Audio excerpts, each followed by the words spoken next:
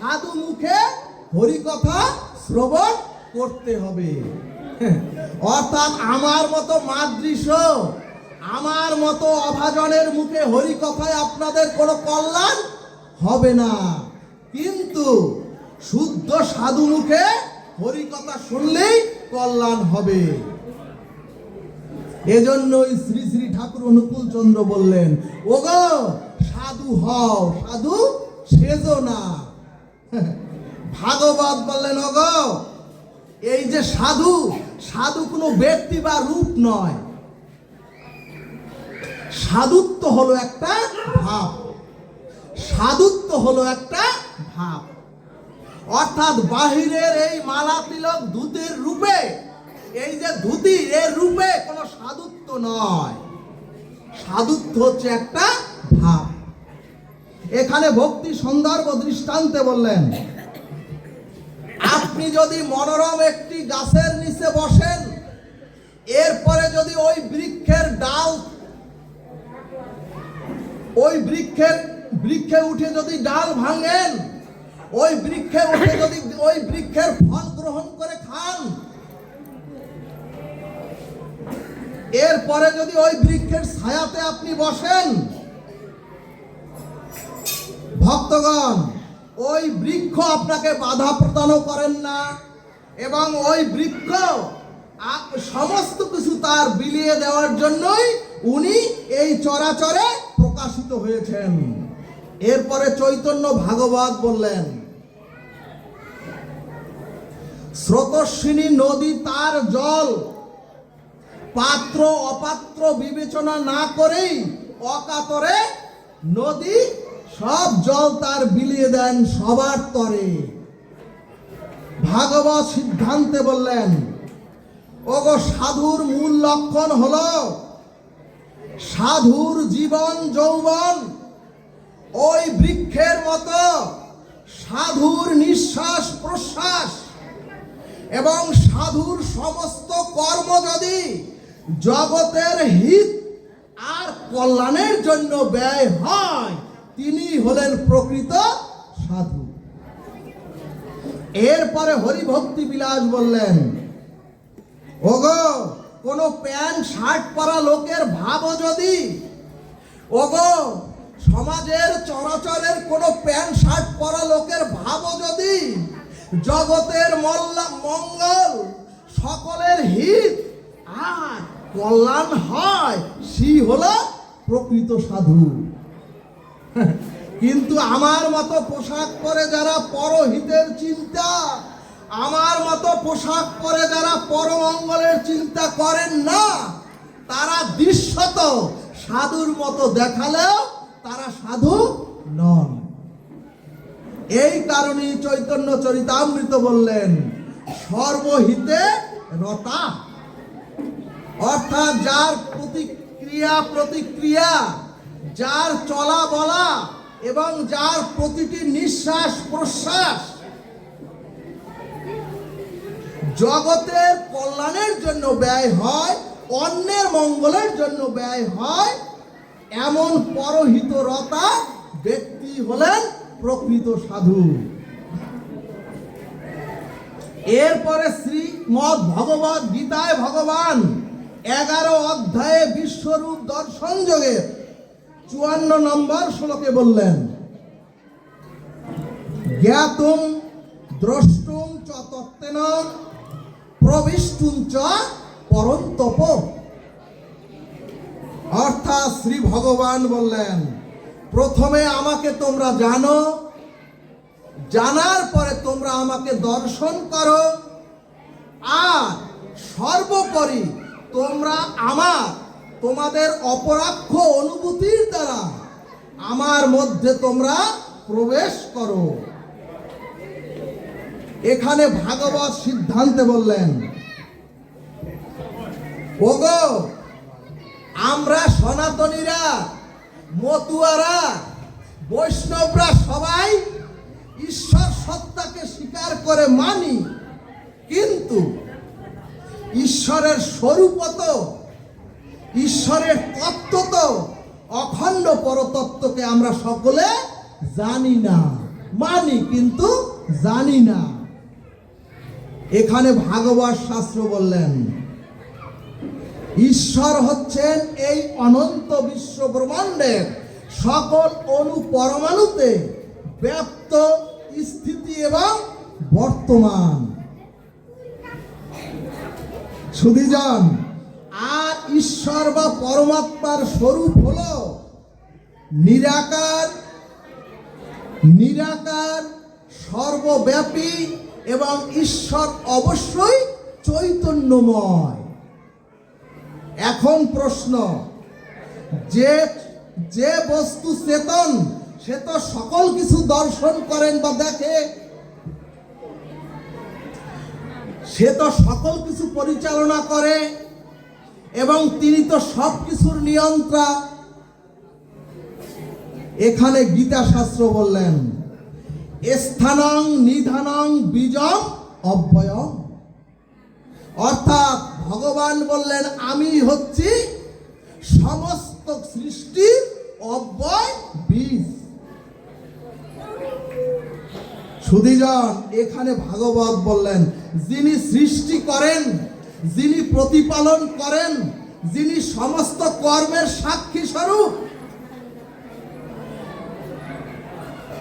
সুধীজন, আমরা যদি ঈশ্বরকে এভাবে জানতাম আর যদি আমরা শাস্ত্রীয় শুভমঙ্গল সৎকর্ম করতাম, তাহলে আমাদের গৃহে নরক যন্ত্রণা হতো না, আমরা সকলে অবশ্যই শুভ ফল পেতাম। কিন্তু আর যদি কেউ গর্হিত অমানবিক অশাস্ত্রীয় কর্ম করেন, তিনি অবশ্যই তার জন্য সেই কর্মফল ভোগ করতে হবে। তাহলে সুধীজন, আমরা যদি সত্যি এভাবে জানতাম ভগবানকে ঈশ্বর সাক্ষী স্বরূপ এবং সমস্ত কর্মের নিয়ন্ত্রণ হচ্ছে ভগবান, তাহলে আমাদের দ্বারা এই সমাজে কোনো অশাস্ত্রীয় গর্হিত কর্ম হতো না।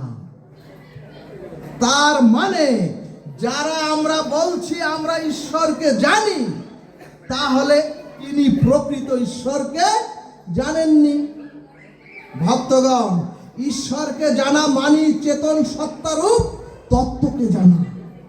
আর যদি কেউ চেতনকে জানে, যদি কেউ তত্ত্বকে জানে, তাহলে এই চরাচরে মনুষ্য প্রাপ্ত হয়ে তার দ্বারা আর অশাস্ত্রীয় কর্ম, স্খলিত কর্ম কোন রকম করা সম্ভব নয়।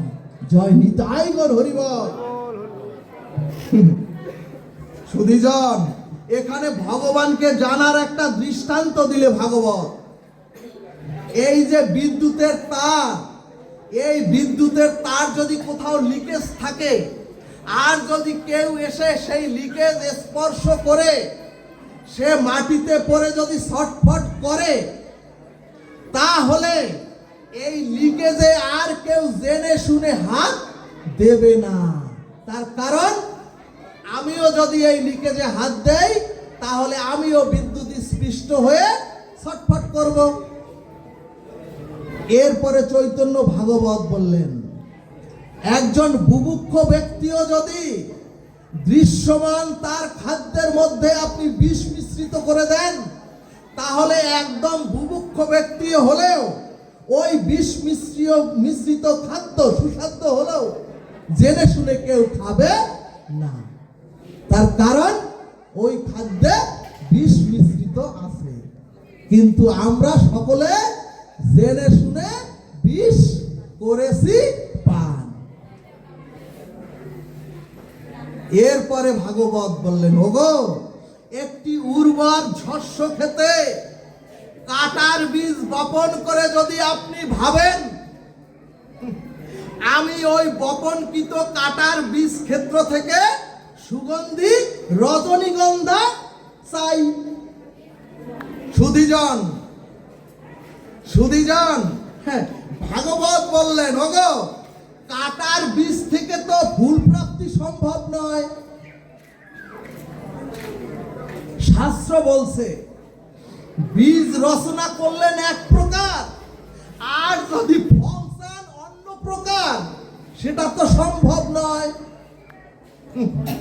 অর্থাৎ আপনি অশাস্ত্রীয় দুষ্কর্ম করে যদি ফসল চান, কল্যাণ আর সুখ শান্তি, আপনি অশাস্ত্রীয় কর্ম করে, দুষ্কর্ম করে, স্খলিত কর্ম করে চান সংসারে শান্তি মঙ্গল, সে তো সম্ভব নয়। ভাগবত বললেন কাটার বীজ বপন করেছেন তো ফসল অন্য রকম চাইলে তো চলবে না। এরপরে ভাগবত বললেন আপনারা যদি মনে করেন কাটার বীজ বপন করে ভুল করেছি, এখন ওই কাটার বীজের শস্য খেতে 7 দিন ভাগবত অমৃত সুধা দেব, আর ওই গঙ্গার জল ট্রাকে করে এনে ওই শস্য ক্ষেতের মধ্যে গঙ্গার জল দিয়ে শস্য ক্ষেতকে ডুবিয়ে দেব, তবুও আমি ওই কাটার বীজ থেকে ফুল ফল চাই। সুধীজন, এরপরও যদি মনে করেন আরেকজন, না এই হরি কথায় হবে না, গঙ্গা জলে হবে না, 7 দিন এখানে হরি নাম দেব, হরে কৃষ্ণ মহামন্ত্র দেব। সুধীজন, ভাগবত বললেন ওগো যত হরিনাম করো, যত গঙ্গা জল সিঞ্চন করো, যত ভাগবত অমৃত কথা শ্রবণ করো, কাটার বীজ থেকে তো সুগন্ধি ফল হবে না। ভাগবত বললেন আদৌ সম্ভব নয়। ভক্তগণ শাস্ত্র বললেন কাটার বীজ ক্ষেত্রে গঙ্গা জল হরিনাম ভাগবত পাঠ দিলে ওই ভূমির বাতাবরণটা শুদ্ধ হবে, কিন্তু কাটার বীজ থেকে তো ফুল ফল হবে না। ঠিক তেমনি আপনার আমার জীবনে যা যা কর্ম করিতেছি, যা যা কর্ম করছি, সেই অর্থাৎ যে রকম বীজ বপন করিতেছি সেরকমই ফল আমরা পাব। এজন্যই ভাগবত বললেন ওগো ওই সত্য ত্রেতা দাপর কলি, ওই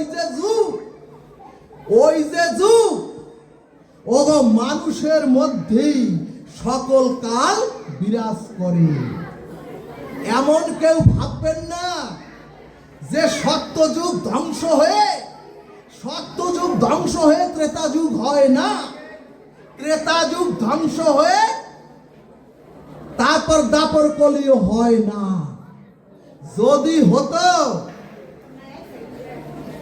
সুধীজন যদি সত্যযুগ ধ্বংস হয়ে ত্রেতা হতো, তাহলে তো ত্রেতার অযোধ্যা নগরী আজও বিরাজমান থাকতো না। তাহলে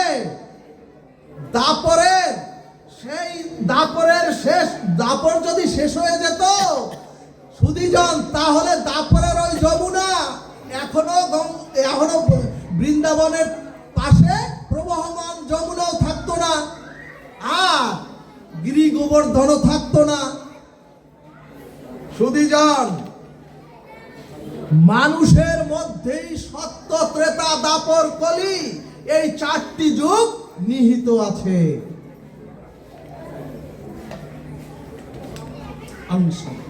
অর্থাৎ কালচক্র যেভাবে ঋতুর পরিবর্তন ঘটিয়ে, কালচক্র যেমন শীতের পরে বসন্ত আসে, কালচক্র যেভাবে ঋতুর পরিবর্তন ঘটিয়ে গ্রীষ্মের পরে যেমন বর্ষা ঋতু আসে, ঠিক তেমনি যুগের কালও বিবর্তন হয়। অর্থাৎ কখনো সেটা সত্য, কখনো সেটা ত্রেতা, কখনো সেটা দাপর, আবার কখনো সেটা কলি। এখন প্রশ্ন, আমরা জীব সত্য যুগে কখন অবস্থান করব বা করি? সুধীজন, মানুষের মধ্যে শততম রজ, এই তিনটি গুণ নিরন্তর প্রবাহমান। অর্থাৎ কোন ব্যক্তির মধ্যে যখন সত্য প্রধান গুণ আপনার আমার মধ্যে আসে, অর্থাৎ রজ এবং তমগুণ যখন স্তিমিত হয়ে যায়, অর্থাৎ একাদশী ব্রতের দিন যখন আপনার মধ্যে সত্য সাত্ত্বিকতার উদয় হয়, আমি পঞ্চশস্যকে গ্রহণ করব না, তখনই সেই ব্যক্তি সত্য যুগে বাস করেন।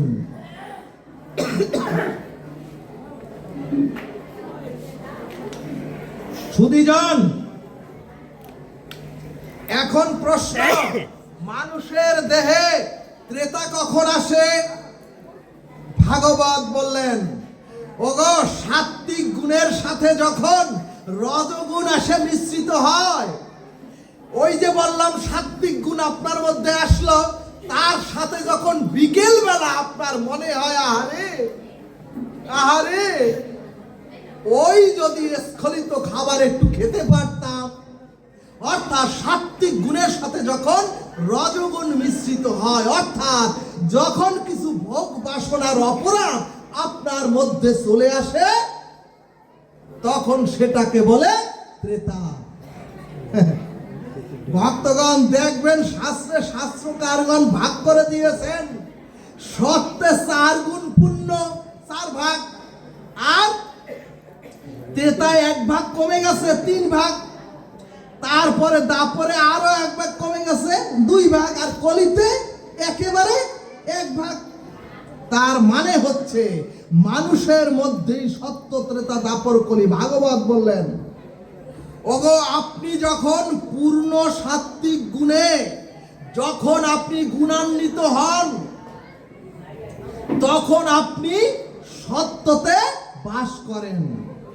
আর যখন সত্যের সাথে রজগুণ এসে কিছুটা আপনার মধ্যে ভোগ বিলাস আর অহংকার চলে আসে, তখন আপনি ত্রেতায় বসবাস করেন। আর যখন আপনার মধ্যে রজগুণের সাথে তো তমগুণ যুক্ত হয়, সাত্ত্বিকতা তো শেষ, এরপরে আসলো তমগুণ আর রজগুণ, এই সাত্ত্বিকতা শেষ, শুধু তমগুণ আর রজগুণ যুক্ত হয়, আর সত্য নিচে চাপা পড়ে, অথবা যখন সত্যগুণ আবৃত হয়ে যায়, সেটাকে বলে দাপর। আর যখন জীব রজগুণও শেষ, যখন জীব তমগুণ প্রধান হয়ে সত্য আর রজগুণ তমগুণের নিচে চাপা পড়ে যায়, যখন জীব সত্যগুণ তো শেষ, সত্য আর রজ যখন তমগুণের নিচে চাপা পড়ে যায়, তখন মানুষ কলিযুগে বাস করে। সুধীজন, এই কলির প্রভাব আমাদের প্রত্যেকের উপরে পড়েছে। নতুবা শ্মশানের ওই চিতায় জ্বলন্ত লাশ দেখেও কেন আমাদের আজও উপলব্ধি হলো না, আমাদের বিবেক জাগৃত হলো না, আমাদের চৈতন্য আসলো না? ভাগবত সিদ্ধান্ত দিলেন, স্ত্রী পুত্র সজ্জন কুটুম্ব পিতামাতা যাদেরকে নিজের বলে তোমরা সংসারে পেয়েছো, ওগো শোনো, তাদের প্রত্যেকের কাছে তুমি আমি ঋণী ছিলাম, এবং সেই ঋণ এখন পরিশোধ করে দাও। সুধীজন, ভাগবত বললেন, ওগো তুমি যতদিন বাঁচো, ওগো তুমি যতদিন এই চরাচরে থাকো, ততদিন নির্মম হয়ে শুধু কর্তব্য কর্ম করো, কোনো কিছু তাদের কাছ থেকে তুমি চাওয়া পাওয়ার আশা করো না, অথবা তাদের কাছ থেকে কোনো সুখের আশা কেউ তোমরা করো না। ভাগবত বললেন, যদি তোমরা কোন রকম তাদের কাছ থেকে সুখের আশা করো, তাহলেই তোমরা কর্মচক্রে জড়িয়ে পড়বে। এই কথাটাই হচ্ছে ভাগবতের ভিত্তি এবং মূল।